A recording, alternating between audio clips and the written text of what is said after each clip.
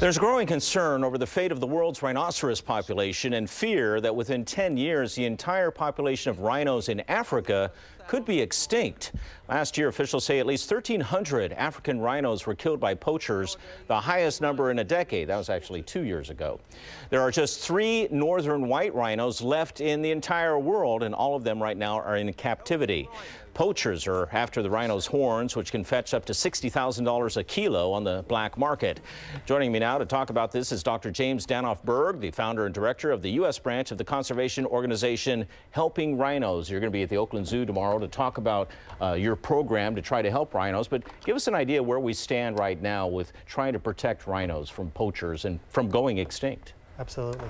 Well, and as you had said, we'll go into this tomorrow at the Conservation Speaker Series at the Oakland Zoo. Tickets are available at oaklandzoo.com, or .org, excuse me. So rhinos right now are facing arguably the greatest threat that they've ever faced, which is unmitigated poaching. And the poaching is exclusively for their horn. They're not eaten. The skin isn't used for anything. There's no utility for it. And even the people who live in the areas don't use the horn itself. That horn is sold off to Asia. Right.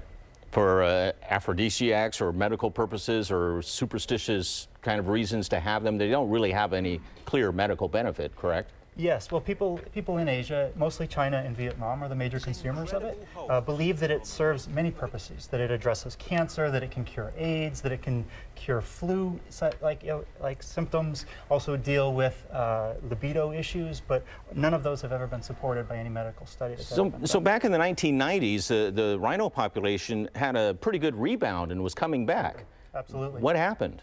Well, actually 3 species came back pretty dramatically. The southern rhino, or the white rhino, excuse me, black rhino, and the greater one-horn rhino have come back really dramatically. Late 1800s, early 1900s, the white rhino and the greater one-horn rhino in India got as low as less than 100 individuals in each of those.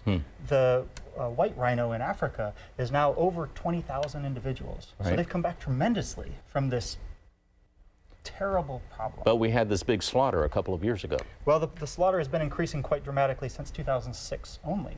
It's a very recent trend, and it's been increasing exponentially. Almost. So what can we here in the Bay Area do to try to help the rhinos that are thousands of miles away? It's a great question. There are many things that we can do.